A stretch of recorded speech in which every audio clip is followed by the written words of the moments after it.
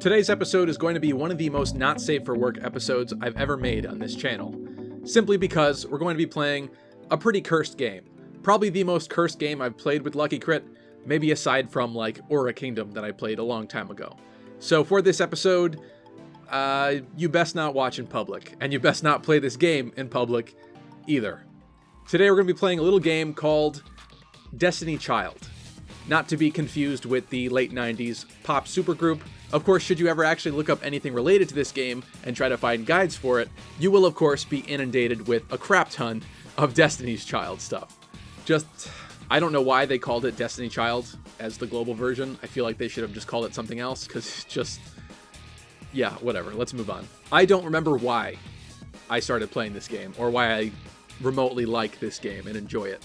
But I've been on a bit of a mobile gaming pilgrimage for the past while. So today we'll talk about it, and I'll share my thoughts on this game. There is some stuff that happened more recently with the community that I thought was interesting that I wanted to share. But without further ado, let's take a look at the game. I just remembered why I like this game. For the gameplay, of course. Now, all of you perverts out there might like it for other reasons, but for me, for a good old Christian boy myself, it's the gameplay. The cool thing about this particular title screen is that it pretty much prevents you from playing the game in public. So that's good to know. At least you won't be enticed to play this while you're out doing chores or waiting in lines and stuff. That way, you won't be too addicted to the game. Or something. So I found this game while searching for other hero collectors and gacha games online. I was just kind of looking at what else is out there in the market and wanted to experience some other stuff and see what other games had in store, maybe in comparison with Fire Emblem Heroes and stuff like that we've talked about before on this channel, of course. I did want to bring up one particular event that actually happened pretty recently with this game that did impress me. And that's simply the fact that there was a mistake with one of the more recent events, where basically an event item that you would get by playing the event was able to be sold to the store for massive amounts of gold. And because of that, a lot of players decided to abuse that, and thus became millionaires or billionaires overnight, essentially, in this game. And this is a pretty brand new game. It came out just a handful of months ago, I think, in either early 2019 this year, or maybe late 2018. So obviously that's a pretty bad thing to happen just a couple months into launch. And so you might have thought that perhaps the developers would then just roll back everybody's accounts and kind of undo that and move on from it. And they did that. However, in order to appease people and kind of make it up to the audience and the players of the game, they actually did something extremely surprising, in my opinion. And they actually granted every single player of the game 25 million gold instantly. So I just had a fresh account. This was basically a game where I would just kind of pop in every now and again and look at it. I'll get into that a little bit more later. But essentially, overnight, I had 25 million gold for no reason, just because some people decided to abuse a bug, and the developers were actually extremely generous about it. So I actually really appreciate that. I think that's extremely cool, and you don't usually see developers go that far when it comes to fixing things and making it up to the players. But yeah, so this game started off as kind of just one of those games where I would play it every now and again if I was super bored or on the go or lost somewhere, which I know doesn't make sense because I just said that you pretty much can't play it on the go, but I found a place and a time, I guess. And that's kind of how I started playing this game, and I pretty much wasn't really playing the game. I would just kind of come in, get my free stuff, and leave. There was something about it that I just couldn't uninstall it, and I really don't know why. But the art is just incredibly beautiful. There's a lot of high quality stuff in this game. The animations are just ridiculously good. I don't really get the whole tapping characters makes them spaz out type of deal. It does add further interaction with the live 2D, which I do think is cool. But you can kind of tap the crap out of them and just make them kind of freak out and jiggle, I guess. Maybe that's the point. This is absolutely, hands down, the best use of live 2D that I've ever seen. Some of the stuff that they pull off in this looks pseudo 3D, like really, really impressive. It's just like, it's mind-blowing. It's so totally ridiculous. I can't, in good conscience, just uninstall this game. It's that level of intrigue that I'm experiencing with it. So it really did impress me, and although the gameplay isn't my favorite when it comes to the battle system, it's kind of growing on me, and we'll go into that a little bit more in a couple minutes here. So this is the home screen. What's cool about this is actually you can customize it. You can do a little bit of a gallery mode here. This is Nemazine, and you can do different backgrounds and stuff too, so I like that. I definitely appreciate that, especially after Heroes had the same backdrop for, what, more than 2 years into the game? Just no bueno. Another thing that is indeed questionable about this game, though, is that your actual characters within the game are called childs. So let me show you my childs right now. Even if these are called childs in the original language and that's what they're called and that's how this works, I just think that when it became the global version, it should have been called something else, because that's just extremely creepy. Like, here's my childs. Let's talk about my childs here. I'm also not a huge fan of the story mode of this game. I'll put a chapter up in the background just to kind of show you a little bit. Basically, it's pretty demonic, and I'm not huge into religion or anything like that. I was raised Catholic, I went to catechism and stuff like that, but I'm not some sort of Bible-thumping Jesus freak, essentially. So I'm fine with most things, and I'm even fine enough to still be playing this game and talking about it. But for my personal tastes, the whole story behind this game is essentially that you are basically the master character, and you are in the Archfiend contest to basically take over the underworld. You're surrounded by demons and all that kind of stuff, and it kind of glorifies it to a degree. And I think the real thing that bothers me just a little bit, I guess, is just the fact that a lot of this game takes place making pacts with unsuspecting, sometimes unwilling humans. So it's mostly about kind of tricking people into making a deal with you, and then that's how the child characters are created, because they are a result of that pact. So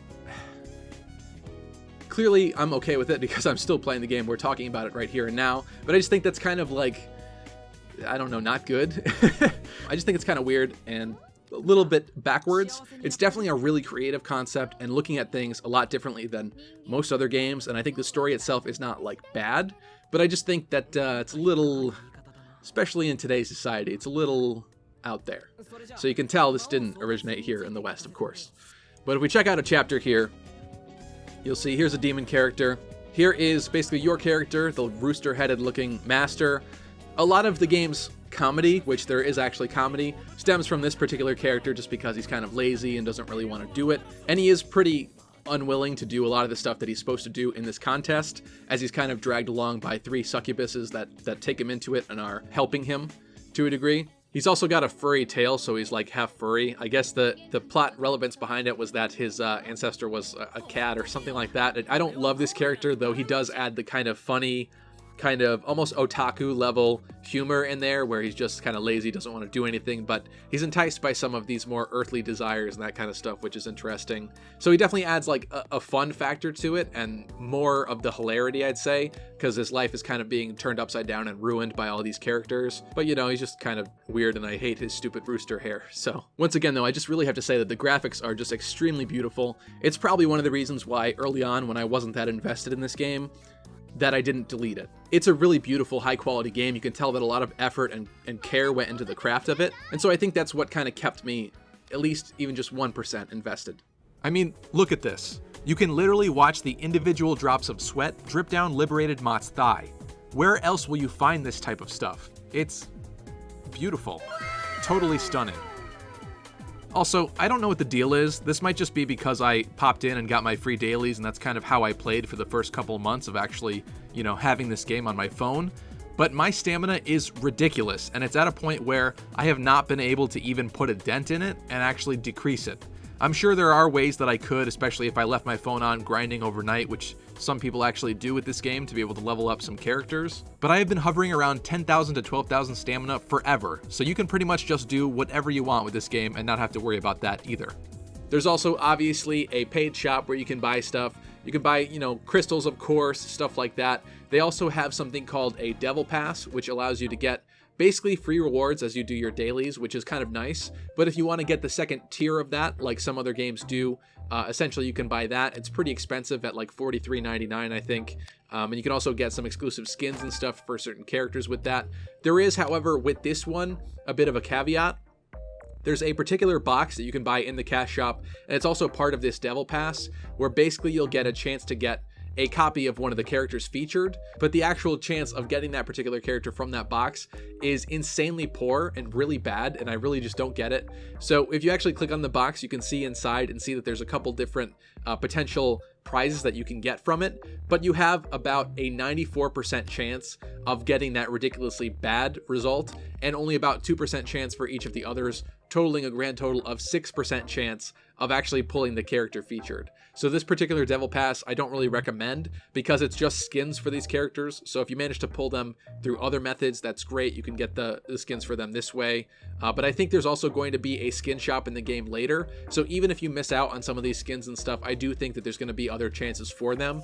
So there's not really that much of a pressure to spend, especially if you're one of those type of people that wants the different skins and outfits, especially for this particularly alluring character, Mott. But yeah, in this case, I think the odds of that box are just ridiculously stupid and bad. So that's kind of a negative point there for the developers. It's probably like that in the other versions too, so I can't particularly hate on the localizers here, but the game is extremely free to play. I haven't spent a dime on it. I probably won't unless I really want to support it further down the road, just because I'm really impressed with how much I can do for free without actually spending. So once again, it is a thumbs up, but there are some weird stuff like this where it's just kind of like, I don't know why those odds are so bad. That's pretty... That's not the best there. So I'm going to put it on auto battle here basically, but we're just going to show you the basic battle system and how things kind of work. So here we have our friend units down here. I'll do Snow Miku. They had a Hatsune Miku crossover, which I wasn't a big fan of, but I actually should have played during that time because some of those characters would have been really helpful for some of the events happening now. So it was kind of a mistake not to. So this is the battle system basically, and it's pretty much autoing right now, but you can enable it to basically have you be able to pick the skills. And then of course there's also drive skills that are special effects that you can't always have auto, so you do actually have to pay attention for those for the most part. And usually most of these story chapters are broken out into 3 phases, 3 little mini battles for each little chapter. So here you can see at the bottom of the screen I have drive skills ready. These are basically the super effects, and you're trying to aim for that center green dot. And then of course you do a more powerful attack. That fever, each time you do one of those attacks throughout the battle, will rise up, and then eventually you'll get, once you get to 100%, to a mode called Fever Mode, which allows you to basically tap a bunch of times on your screen and do a crap ton of damage to the enemy. So overall, it's pretty simple. You obviously have different kinds of characters. Some are, debuffers, some are supporters, attackers, defenders, all that good stuff, your typical kind of gacha game type of deal. Different character archetypes, different moves. People are better than others, of course. So overall, originally I wasn't too sold on this battle system. I've never really liked first-person battle systems throughout my gaming experience. I always tend to like more the side view where you can actually see your characters. But I do have to say that as far as first-person view battles go, this does it relatively well, because you do still get to see your characters, especially when they're attacking. You get skill cut-ins for when they're doing the more intense skills and stuff like that. So I do like that, and I think that's kind of winning me over to a degree. What I will say is that you really don't gain very much experience from doing normal battles. They do have what's called Hot Time that I think takes place pretty much every weekend. But once again, you just still... This is not the way to get experience. There are other ways. There are specifically evolution dungeons, but the entrances that you have each day, the tickets that you can use to get in, you only have 3 per, which I think is kind of limited. So if we take a look at Night World here, this is kind of all of our extra stuff. We can replay story scenarios. We have this little exploration thing where you can send people out to do stuff. They gain experience and come back with items. A pretty typical gacha mechanic.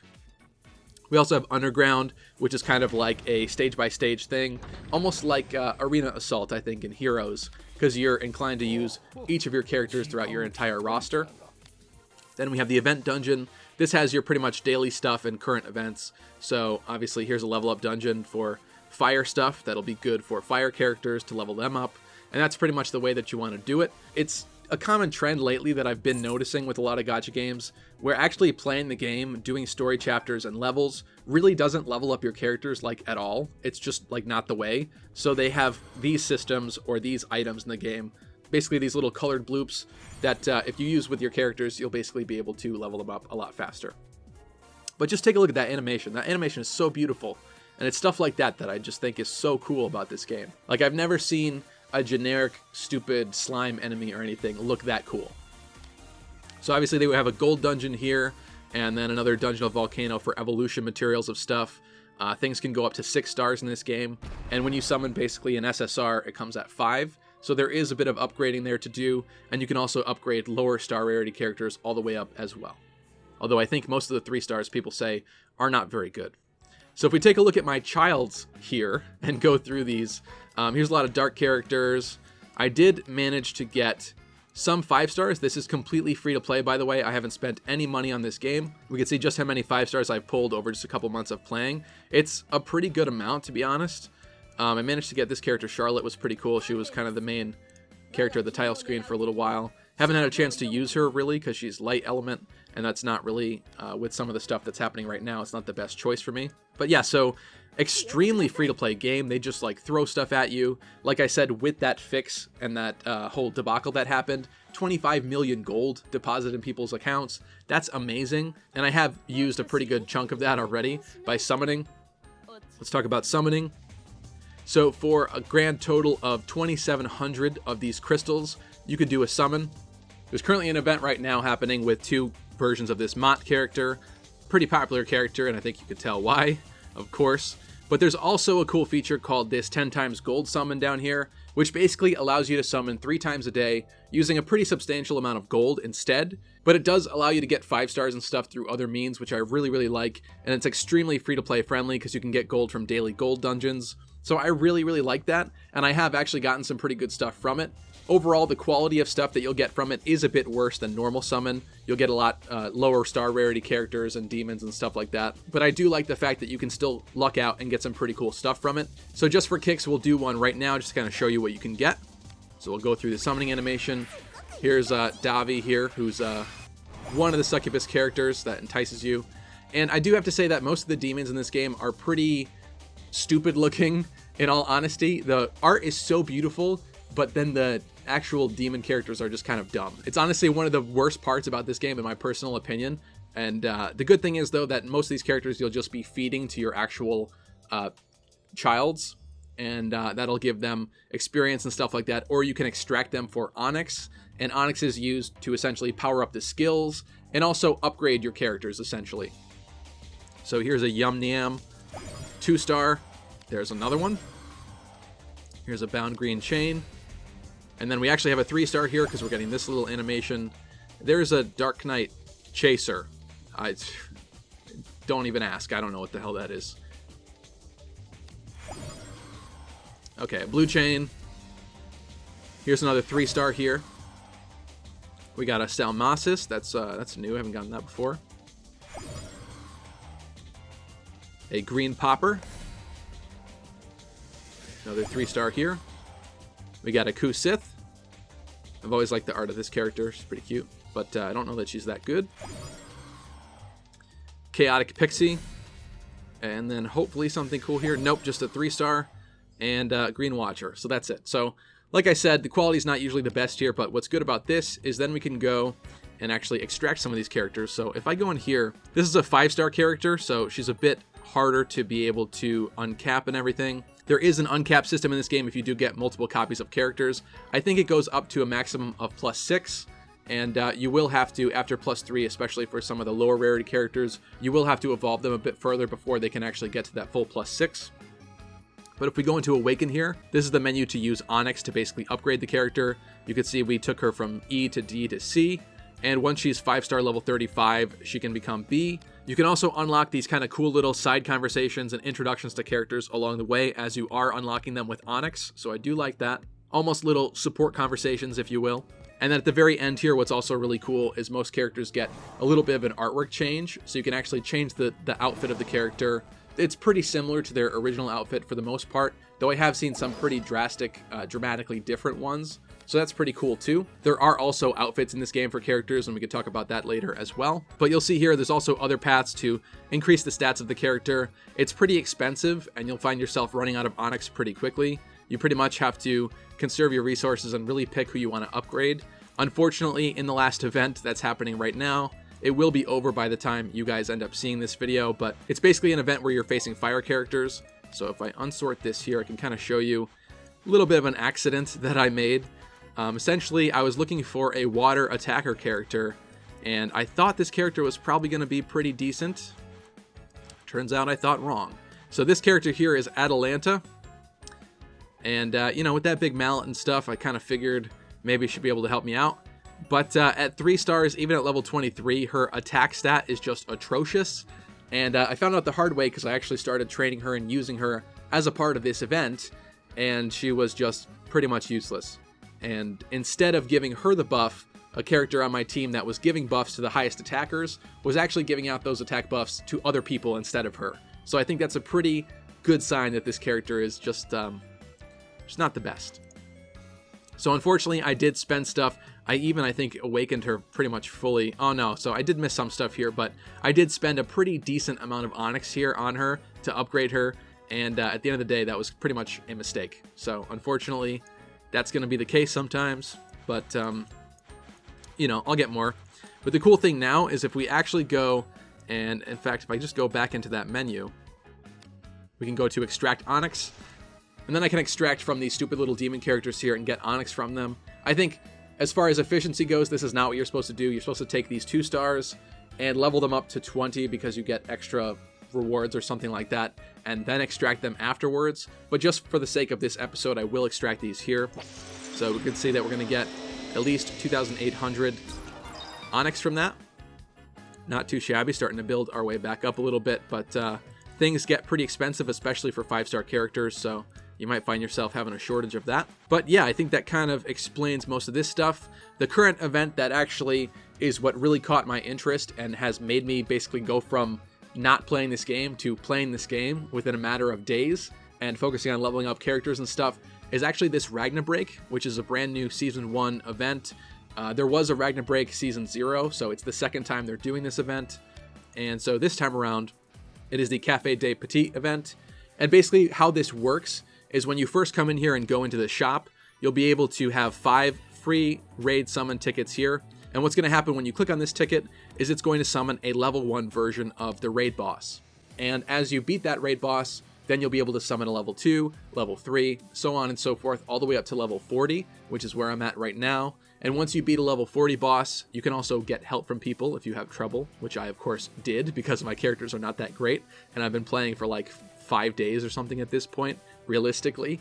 But once you beat the level 40 raid boss with or without help, you will be able to access this Slayer raid menu up here, so you can help out other people with their raids. And basically the goal of this event is kind of to go through this entire shop and unlock it. So you can see I'm on the last page here already, but basically you start off on the first page, where basically at the top of the screen here, you'll see 4 items and a reward, and you have to buy all 4 of those items, then you get this reward. You'll move on to the next phase of the shop for more items and this reward, and you're using currency gained in this event to unlock it. So it's still completely free to play, it's just something that you have to grind up by beating the boss and stuff like that. You also get daily boosters that'll help modify your score, so that's pretty cool. And ultimately, the main goal of all of this is essentially for this particular waifu skin for the character Morgan, who I'm still working towards because I just got here. But you can also have a chance of getting it from random platinum chests. So we can see from these missions that I beat here, let's see if I actually get anything cool from it. So you do get extra points here for discovery and also for your rank in the battle. And this is also one that I boosted with the boost feature, which you get 10 uses of per day. Afterwards, there's also a chance there I didn't get at that time to get a platinum chest. As you keep going through the bosses, you'll unlock higher rarities of chests and stuff too, platinum being the final one. So let's see with this one, what I got here. I'm actually surprised I was rank 4 because this particular team is still not that great at fighting the boss. Okay, no platinum chest there, but I do have 10 tickets here, so what I will actually do is we will actually summon the boss. I'll show you what this looks like. Of course, so here's level 40 Morgan.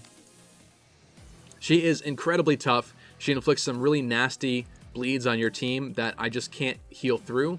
I do have, unfortunately, this particular character, Myrina, up here, and I do have this other character called Chang'e, and I didn't really realize at first, but they're pretty much a very similar character. I think most people who have Myrina say to use her over Chang'e, but they fulfill the same role on the team, so it's actually kind of a mistake that I'm running them both right now, but oh well. This is the only team that's leveled up this high for me at this moment. I'm working on some other characters that I actually got after the fact, like Eve here, who's a much better attacker, and I have Frisia over here, even though she's fire, is also a really, really good debuffer. So I just have to use this team still right now because it's the only team that can even remotely handle this. I'm going to turn on the Ragna booster for this one because this is a raid boss that I actually discovered, so I'm going to get extra points from that. And if I do manage to rank at the end, that will also help out the score as well. So we're going to start this raid here. And it's pretty tough. My score generally varies a lot, which is unfortunate, but I'm aiming to get at least 200,000. I think that would be nice. Otherwise, it's a little bit of a waste of a ticket. You need to do at least 2% to get credit for doing the battle. What I'm looking for here is I'm waiting for Dano's drive skill to pop open because I do want to heal people before they start to bleed out, basically. And she will try to heal, but her heal is just not good enough. So there we go. And I do actually have Auto Fever turned off, so I missed that, and that was a mistake. But basically, you can also turn on Auto Fever for free in this mode, which pretty much plays a little bit more for you, which is nice. So you can kind of just grind it and let it do its thing. But you do want to hit that at the right moment, because that affects your fever percentage, and fever is a good way of getting a lot of score on this, because otherwise my characters are just going to slowly die off, as you can see. So I missed the good fever from that Dano heal. Not the best, and we're slowly getting picked off, but I'm going to try again. Okay, that's better. But at this point, we should be at 100% fever, so that's just not great, because now I need an extra drive skill to activate just to get to where we want to be. And as you can see, we're already beginning to lose. And then Morgan's drive skill is pretty intense as well, and that's probably going to knock us out. Yes, it does. So I only managed to do 3% this time. Really not great, and only about half the damage that I was hoping to do. What's cool, though, is you can also break again here and basically just take the same score that you just got, spend another ticket to instantly get that same score again. And so you can kind of double your score and stuff like that without actually having to play, which I think is a really cool feature. Let's try this one more time, though, and then I'll call for help from other people and have them help finish off this boss. Because even though I managed to get all the way to the level 40 boss, I'm still not good enough to actually put a decent chunk of damage into it. She has, like, as you can see, 3.5 million health, and I managed to do a measly 100,000. So I think we're going to need help here, but I'm going to spend one more ticket, and we'll try again and see if I can't land that. I should have turned on Auto Fever, and I didn't again, once again, but that's okay. So it's a pretty appealing skin, honestly, and I think Morgan's actually a pretty decent character, and I suppose that's probably one of the reasons why I'm doing this silly event, why I'm actually playing this game, is because I kind of want that skin. I like the character. It's a gacha game. What more are you looking for, I guess? Alright, so we landed the fever correctly that time. Got 40%. As you can see, they are trying with their skills. She inflicts so many bad bleeds, though, on people that they just slowly die off. Okay. Now, just one more correct drive skill, and we should enter fever mode, and you're going to have to listen to me click because Auto Fever is not on, so I'm going to have to spam really hard. But, you know, got to do what you got to do. So I'll use Nemazines here. And now at 100%, oh no, we're actually not at 100%. So I have to do one more because I didn't get the auto perfect, which is what Auto Fever mode actually just gets for you instantly, which is extremely nice. So once again, another mistake that we didn't have that on. Okay, we're finally going to get it this time though. And now that we have 100% fever, I'm just going to spam attack with the best attacker that we have as much as possible. I think the Auto Fever caps out at a 70 hit combo. But I think for us, we might not even make it since her drive skill is activating. Really, really cool animations there. I like that a lot. Yeah, so it caps out at 70,000. This time we managed to do much better. That's more along the lines of the score that I was trying to get last time. So that's better.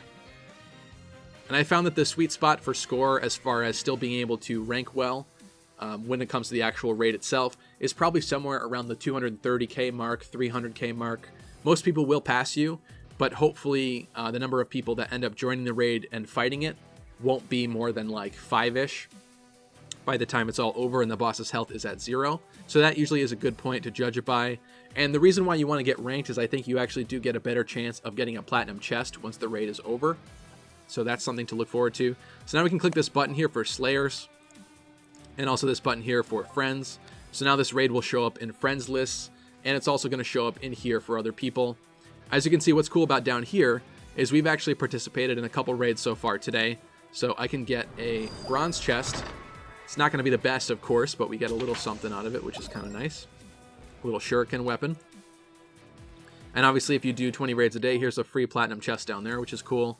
You can also buy it in the shop for a lot of points, though I'm going to be saving up for this particular Morgan skin. And you can also buy one extra copy of Morgan as well. So you'll see here, you actually can't see it because I finished it off, but in reaching this last stage, I also got a copy of this particular character for free. It's this version of her. So that's pretty cool. That's the Ragnar Break event. It's going to be ending in a couple of days, so hopefully I'll get enough points for that. But you do get 5 free tickets per day. There's also a raid story mode that you can go through each of these dungeons and fight them. And in order to summon your own boss, all you have to do is play pretty much any level of the game. And after beating that level, there will be a chance for you to summon one of these boss fights, which is nice. So once you waste all these tickets in the shop, there are still other ways to summon them. So overall, it's a pretty cool event. I like it. Every 30 minutes, you'll gain another ticket, so you can keep coming back every now and again to play. For this particular Ragna event, you will actually have to grind a lot, at least in my case, maybe because my characters are not really where they're supposed to be, because I pretty much just started the game in all actuality. Even though I played for a couple months beforehand, basically extremely casually, just logging in every now and again to get some of that free stuff. My units are pretty much brand new because I actually just started training them just a couple days ago. So I'd imagine it's probably going to be a lot faster if you are higher leveled, but man, this event is also kind of a grind. So definitely be prepared for that if you're going to be playing this game and checking it out. There's also even this new narrative dungeon that just came out, which also has pretty cool rewards and stuff too. Also another pretty huge grind because you're going to have to keep repeating these levels over and over again for potato chips to unlock some of the rewards. So there's that. So that's pretty much Destiny Child, the little game that I thought I would never really get into. But in the matter of 5 days within the past week or so, I really did get super invested into it, and that's what made me kind of want to make this video and talk about it. Overall, it just has a really interesting and cool vibe and aesthetic to it, and so even though it has some stuff that I'm not too much of a fan of, it's still somewhat irresistible, which I find interesting. Maybe we're playing the devil's gacha here or something like that. I don't know. Maybe we're getting sucked into it. But there's definitely some stuff about this game that I do genuinely really like. Extremely free to play, nice, only for disgusting, perverted people though, so if you are one of those, maybe this is the game for you. Definitely the most waifu type of a game I've ever seen as far as, you know, art power creep and that kind of stuff. There's decent amounts of nudity if that's what you're looking for. There's also a way, at least on Android, if you want to uncensor the game. It did receive some censorship coming from its original version to here, and I think also the Chinese version was censored and stuff too. So the designs and stuff were in some cases even more lewd and risque than they are at this current point in time. But to be honest, even with the censorship, the designs and stuff are still pretty out there and pretty lewd, so you probably won't even have to do that to get what you're looking for out of it. But overall, it's actually a pretty interesting game. I do like how the core daily functions work and stuff like that. It's not really that boring of a game. It's extremely free-to-play friendly, which I like and appreciate. The developers seem generous, which I really like. Overall, just weird mix of emotions here from me, but I guess I'll continue to keep an eye on it in the future. Hopefully you like this weird little bizarro episode here, and if you did, slash that thumbs up down below. Let me know what your most interesting experience with this game has been if you play this game. Otherwise, does this game entice you? What are your thoughts on it? I'd love to hear them, especially when it comes to some of this stuff, so be sure to let me know. Thank you so much for watching. Make sure to get subscribed if you haven't yet, if you want to see more content like this. I'll probably talk about some other games. I did have another one filmed for another particular game, but the footage didn't exactly work out as I wanted it to. But I will continue to talk about some other games, and I do want to get back to talking about some of the core mobile games that I'm still playing to this day, so we will get back around to that. Make sure to follow us on Twitter for any news and updates. And you can also join our Discord server if you want to talk beyond this video. Thank you so much for watching, especially with this more weirdo, bizarro, not safe for work, out there game, and I will catch you guys in the next episode.